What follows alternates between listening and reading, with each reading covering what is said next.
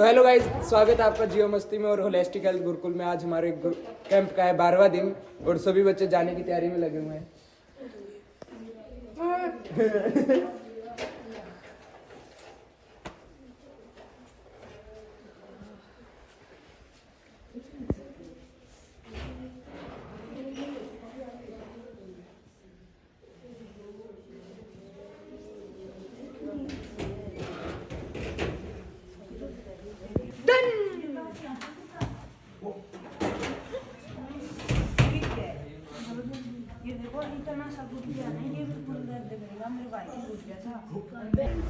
तो गाइस हम जा रहे हैं बरवाड़ा। खीर बनाने के लिए कटोरी और एक बड़ी कढ़ाई लेके आ रहे हैं। बच्चों के पेरेंट्स आएंगे।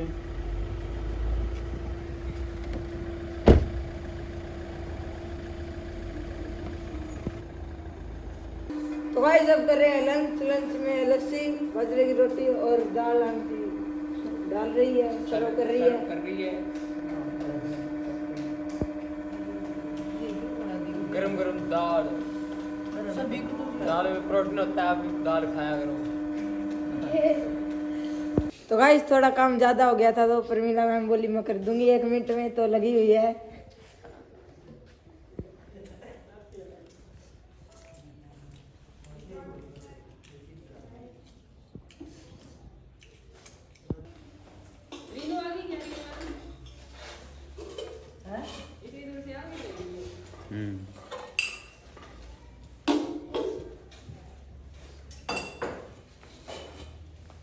तो गाइस आपको पता ही है, हम मिट्टी से बर्तन धोते हैं और मिट्टी से चमक जाते हैं बर्तन। आप भी धोए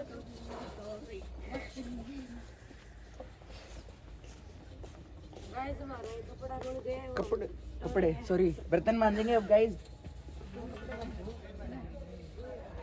यजमान हम कुंड में अग्नि प्रज्वलित करेंगे।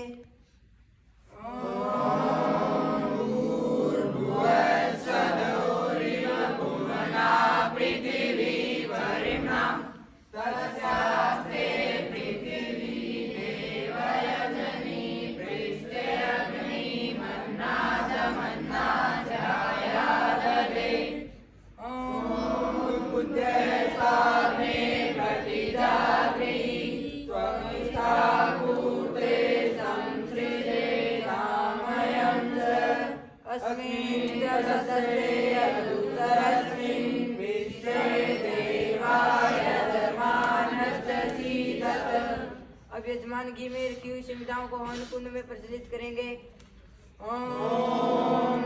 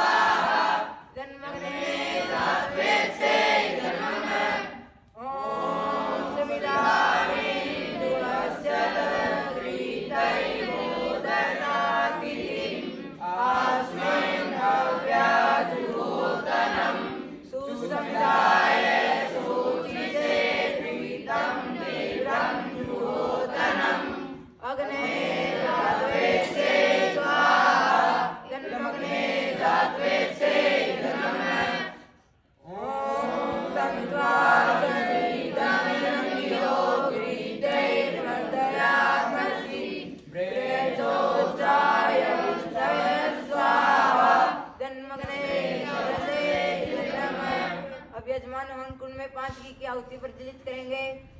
ओम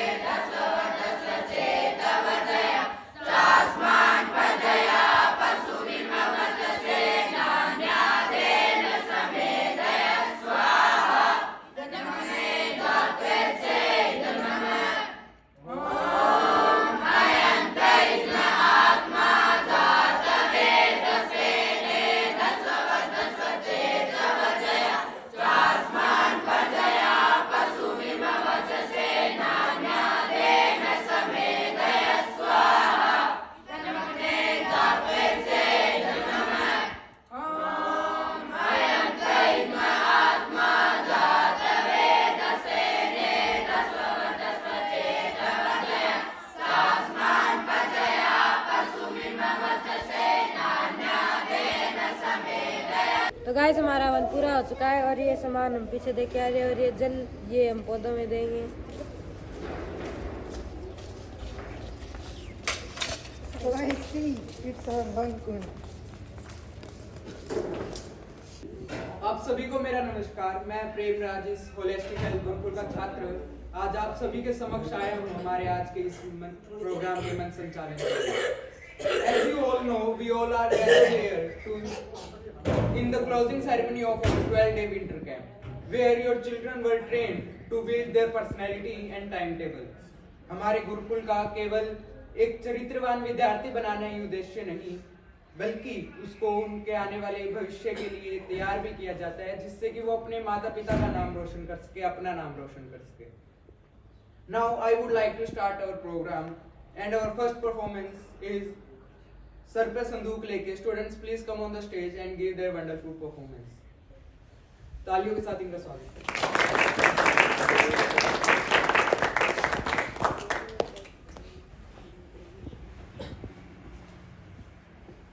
My name is Dev, he is my partner Varun. Now we sing a song.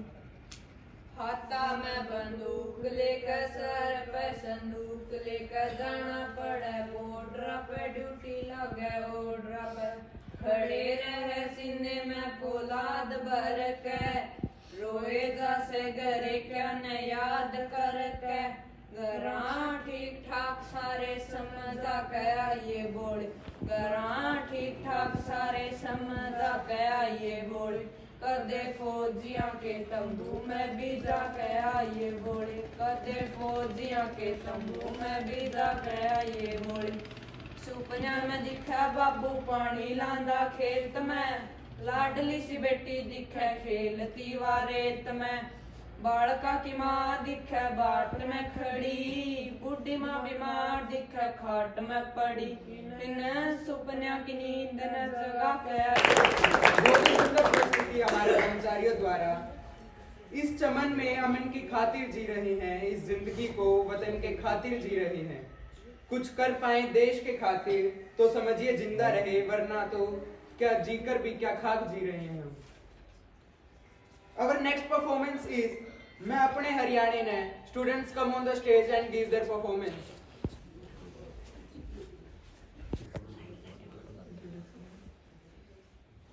Hello, my name is Prash and they are my friend. We want to sing a song. Please listen us carefully. मैं अपने हरियाणे ने ईसा देखना चाहूँ रे। मैं अपने हरियाणे ने ईसा देखना चाहूँ रे।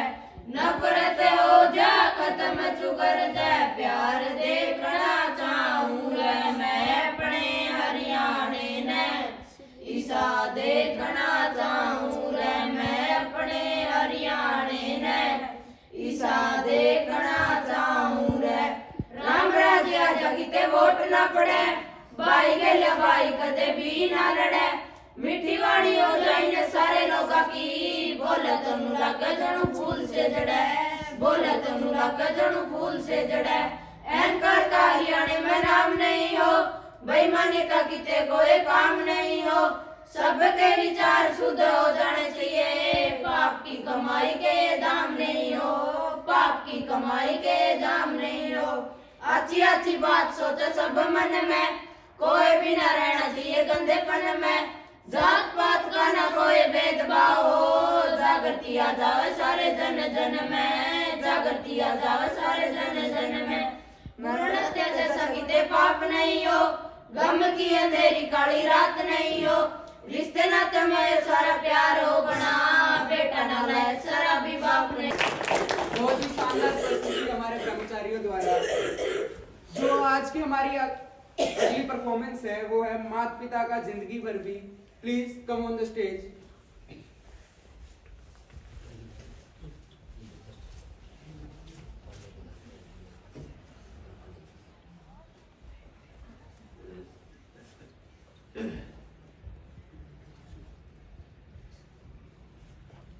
जिंदगी भर भी उतरे कर्ज नहीं, इनकी सेवा एक कर्तव्य है केवल फर्ज नहीं। मात पिता का जिंदगी भर भी उतरे कर्ज नहीं। इनकी सेवा एक कर्तव्य है केवल फर्ज नहीं। धन दौलत और महल हवेली न भला जदाद करे। सबसे ज्यादा काम बढ़िया कायो आशीर्वाद करे। पहले में तो ये सोचे को ना पाछे याद करे। मात पिता का नाम अमर कोई नेक औलाद करे। निस्वार्थ भाव से सेवा करते कोई कर्ज नहीं।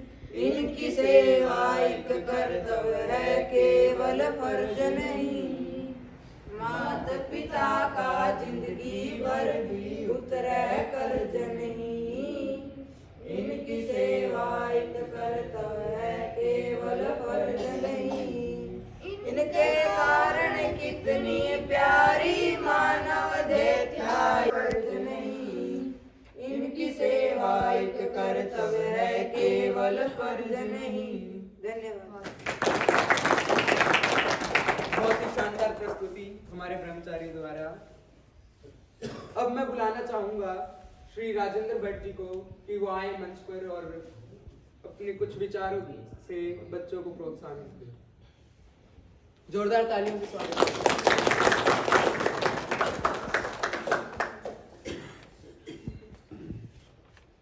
सभी को नमस्कार।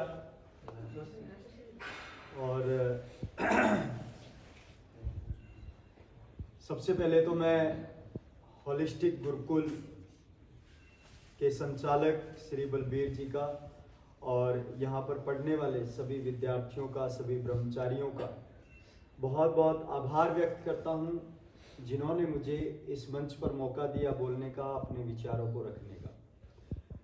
और धन्यवाद इसलिए भी है कि यहाँ पर अपने विचार रखना अपने आप में ही एक उपलब्धि है, क्योंकि जितना साधारण प्रोग्राम ये दिखाई दे रहा है उतना साधारण ये वास्तव में नहीं है। जब भी हम किसी कार्यक्रम में जाते हैं, किसी के बुलावे पर जाते हैं, तब हमें लगता है कि वहाँ पर हमें इस तरह का आचार व्यवहार मिलेगा, इस तरह से हमारा स्वागत होगा, इस तरह से हम बात रखेंगे, और बहुत बड़ा तामझाम वहाँ पर दिखाई देता है। और जब माइक हाथ में आता है तो माइक का जो मोह है, माइक का जो एक यूँ समझिए कि एक तरह से बोलने की चाहत होती है कि भाई इस माइक पे मैं भी अपने विचार रखूँ। जैसा कि आप लोग नेताओं को देखते ही होंगे कि मंच पर होड़ लग जाती है चढ़ने की, बैठने की, कि मैं बोलूँ, मैं ये कर दूँ, मैं वो कर दूँ। तो यहाँ पर ऐसी वो चीज़ नहीं दिखाई देती। बच्चों ने अपनी परफॉर्मेंस में, जैसे कि पहले में ही कहा कि घोड़े फौजियों के तंबू में जाके आना, ये केवल इस तरह का विचार नहीं है कि घोड़े को बुलाया जा रहा है। ये उस परमपिता परमात्मा को एक प्रार्थना की जा रही है कि भाई हमारा जीवन भी एक संघर्षशील है, और परमात्मा को मानव के रूप में देख करके उनसे अरदास की जा रही है। और जो मानव रूप में हम देखते हैं वो कौन है? वो वही लोग हैं जो हमारे ऊपर एक तरह से ध्यान रखते हैं। हमारे माता पिता हो सकते हैं, हमारे अधिकारी हो सकते हैं, हमारे बुजुर्ग हो सकते हैं, हमारे समाज के जिम्मेदार लोग हो सकते हैं। तो बहुत सुंदर प्रस्तुति रही, एक इतिहास लिखेगा और भारत में एक संत परंपरा को एक नया मोड़ देगा। जब 12 जनवरी को स्वामी विवेकानंद जी का जन्म हुआ और जब वो अपने ज्ञान की तलाश में इधर उधर जा रहे थे, तो ये तो मानने वाली बात है कि स्वामी विवेकानंद जी बुद्धि में बहुत ही तेज थे। उनके पास जो तर्क की शक्ति थी वो लाजवाब थी, और वो जगह जगह घूमते थे। ये बच्चों के लिए विशेष बात है कि जगह जगह ज्ञान के लिए भटकते थे, और जब भी कोई उनको पुरुष मिलता, जो महापुरुष मिलता, उनसे वो पूछते कि क्या आप परमात्मा को देख पाते हैं? क्योंकि उस समय जो काल था वो इसी तरह का था कि लोग ज़्यादातर भ्रम में रखते थे कि भगवान मुझे मिला हुआ है, मुझे दिखता है, मैं बातें करता हूँ इस तरह से। लेकिन कोई भी उनको उस तरह से जवाब नहीं दे पाता था जैसा कि रामकृष्ण परमहंस दे पाए। और रामकृष्ण परमहंस बिल्कुल भी उनके हिसाब के गुरु नहीं थे स्वामी विवेकानंद जी के। क्योंकि जब हम किसी गुरु को ढूंढने जाते हैं तो लगता है कि भाई कहीं पर भीड़ हो उसको हम गुरु बनाएं, और कोई अगर पेड़ के नीचे बैठा है, कोई खेत में बैठा है, हम उसको गुरु नहीं बना पाते क्योंकि हमारा जो ईगो है, हमारा जो अहंकार है, वो बिल्कुल आड़े आता है।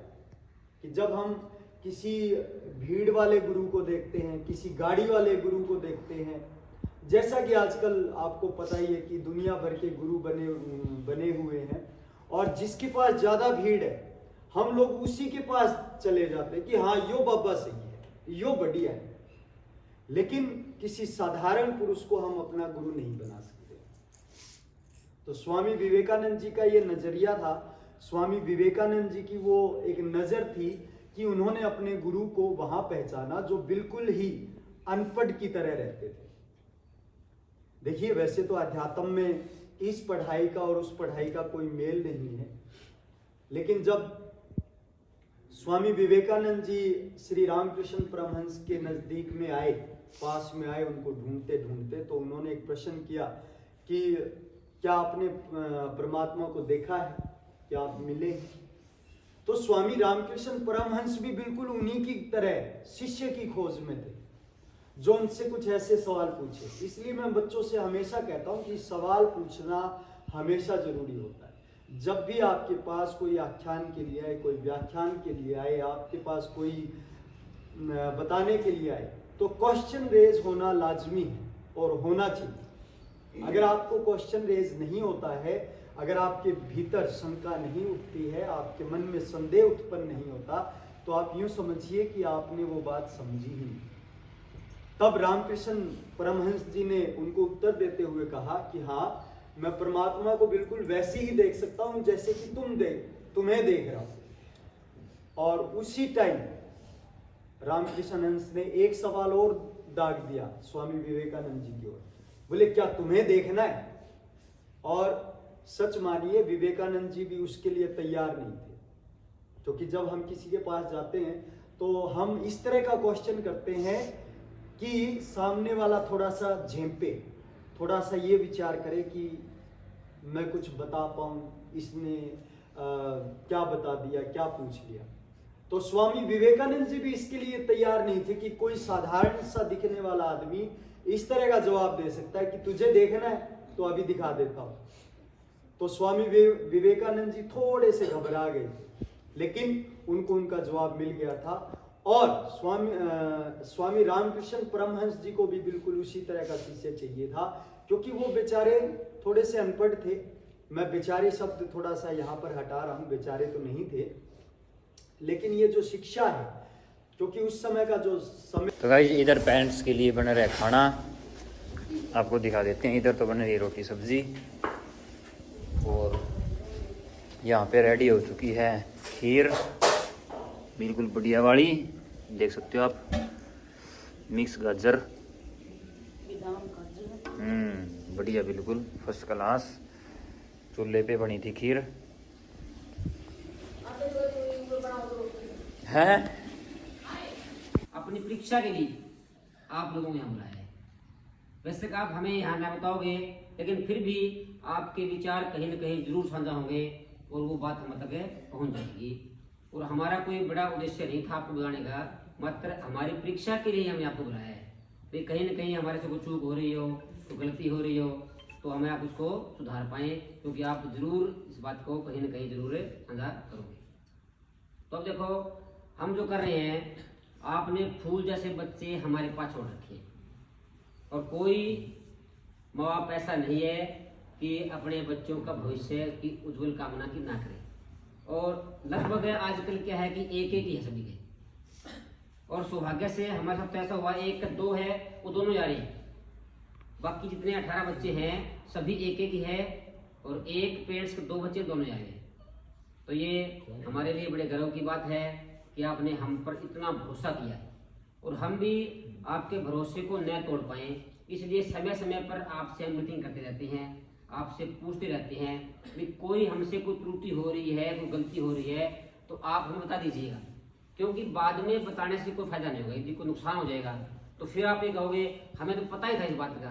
तो प्लीज़ ये आपसे हम हाथ जोड़ के विनम्र प्रार्थना करते हैं कि यदि हमसे कोई चूक हो रही है किसी भी क्षेत्र में, सुबह से लेकर शाम तक है, हम आपके सामने वीडियो भेजते हैं बच्चों की, बच्चे क्या कर रहे हैं, और वीडियो के साथ साथ में आप समय समय पर आते भी रहते हो यहाँ पर। तो यूँ लगे आपने कहीं पर है कि ये चीज़ ठीक नहीं हो रही है, तो आप बिल्कुल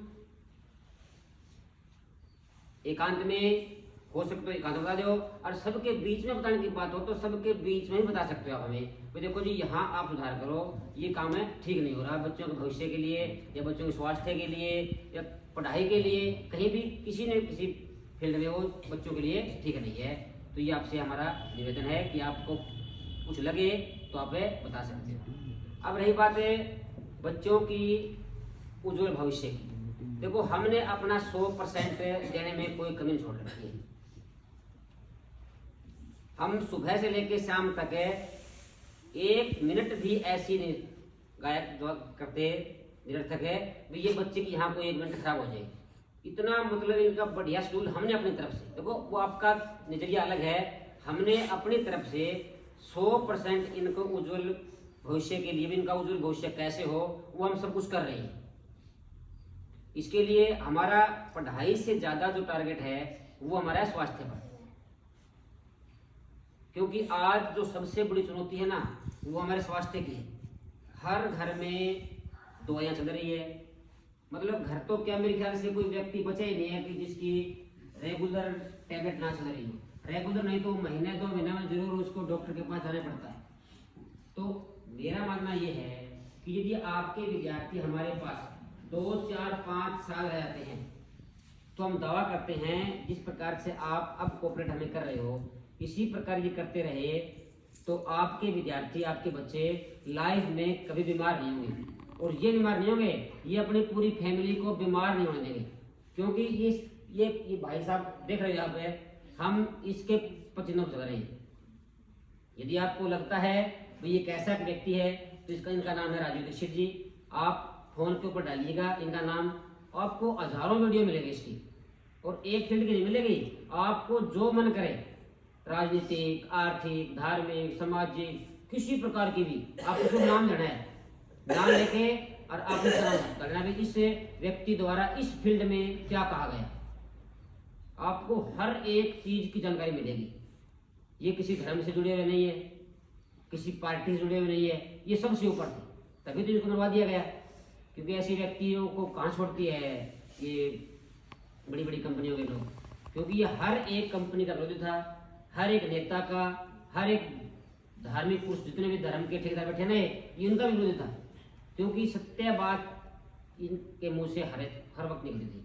और आज तक इन्होंने जो बातें कही है विज्ञान के आधार पर कही है, कोई झूठी बात आज तक इन्होंने नहीं कही। तो हम इन्हीं के विचारों से प्रेरित हैं, इन्हीं के पसीनों बदल रहे हैं और चलने की कोशिश कर रहे हैं, और बच्चों को भी ऐसे बनाने की कोशिश कर रहे हैं। क्योंकि यदि आप पता है आपको नौकरियां कहाँ है, मैक्सिमम 1, 2, 3, 5 लगा लो, 5 से ऊपर नहीं, 5%, और गवर्नमेंट तो और भी कम होती जा रही है।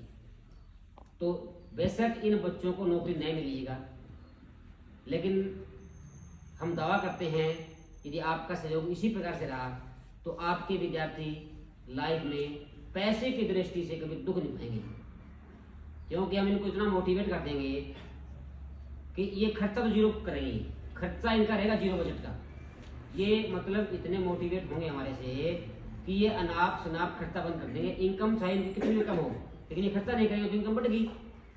किसी ने कहा है भाई हमें आमदनी नहीं बढ़ रही, कोई बात कोई नहीं, आमदनी नहीं बढ़े लेकिन अपने खर्चे कम कर लो, खर्चे कम करेंगे तो आमदनी बढ़ गई अपने आप ही।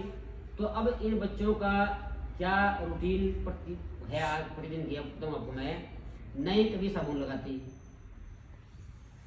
न ही बर्तन धोने में सर्फ का यूज करते हैं, नए कपड़े धोने में करते हैं, यानी कि किसी प्रकार का बाजार से मार्केट से लेकर के कोई भी चीज ये नए कपड़े पर लगाते हैं और उन्हें डालते हैं पेट में। तो जब सारा का सारा मटेरियल बच्चा अपने घर से अपने खेत से व्यवस्थित कर लेगा तो इन बच्चों को जरूरत क्या भी अधिक पैसे कमाने की। यदि पैसे कमाने बड़े रास्ते में नहीं भी चले, ये सपोज करो नौकरी नहीं मिली, हम तो नौकरी को मानते हैं पैसा कमाना, तो नौकरी नहीं मिली तो ये बच्चे भूख नहीं मरेंगे, परेशान नहीं होंगे, दुखी नहीं होंगे, ये हमारा वादा है। और फिर हम तो बार बार आपसे यही रिक्वेस्ट और प्रार्थना कर रहे हैं कि किसी प्रकार की आपको यहाँ सुधार की जरूरत लगे तो आप हमें जरूर बताना, और यदि आप हमें नहीं बता पाओ तो नो प्रॉब्लम, अब ये बच्चे जाएंगे 3 दिन के लिए घर पर, इनसे आप सारी बात पूछना, सुबह से लेकर शाम तक है इस गुरुकुल में आपसे क्या क्या काम किया जाता है, कैसी पढ़ाई होती है, कैसे कैसे टीचर्स यहाँ के पढ़ाते हैं, उस सारी बात पूछो आप इनसे। कहीं आपको हो सकता है कि आपके सामने बच्चे न बताए अब तो, लेकिन घर जाके ये सारी बात आपको बता सकते हैं, इनको क्या प्रॉब्लम है वो सारी पूछो आप इनसे। क्योंकि यदि आप प्रॉब्लम है नहीं बताओगे तो फिर समस्या खड़ी होगी हमारे लिए भी, और आपकी तो समस्या होगी तो बच्चे का भविष्य खराब होगा। तो आप सब आए, आप सबका बहुत बहुत धन्यवाद। और एक बात के लिए देखो, बार बार नहीं कहना पड़े कि हम खाना खा के आए, क्योंकि हमें पता है कि सभी खाना खा के आते हैं, भूखा कोई नहीं होता, लेकिन खाना सबका तैयार है, सभी को खाना खाना है। धन्यवाद।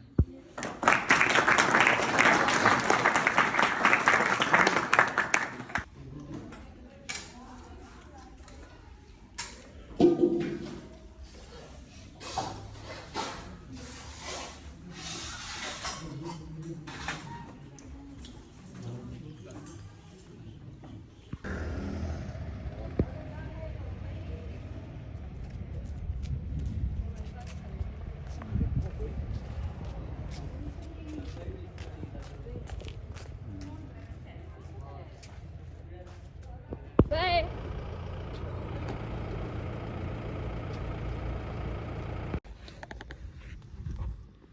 तो गाइस सभी बच्चे घर पर जा चुके हैं, केवल मैं और वरुण बचे हैं। तो अब सोचा कि गन्ने खा लिए जाए, और वरुण बोल रहा आपको पता ही है,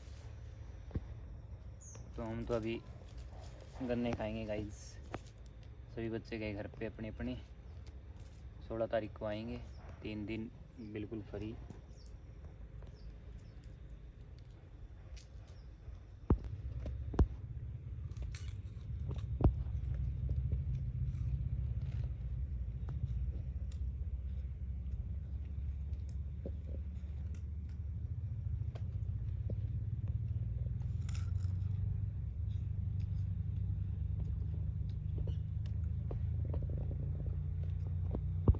तो गाइज़ अब मैं वॉश करूँगा अपनी i20 गाड़ी को। और गाइज़ आज का व्लॉग यहीं पे एंड करते हैं। हमारे व्लॉग आपको अच्छे लगते हैं तो लाइक करना, सब्सक्राइब करना, वीडियो को शेयर करना, आगे प्रमोट करना, ठीक है।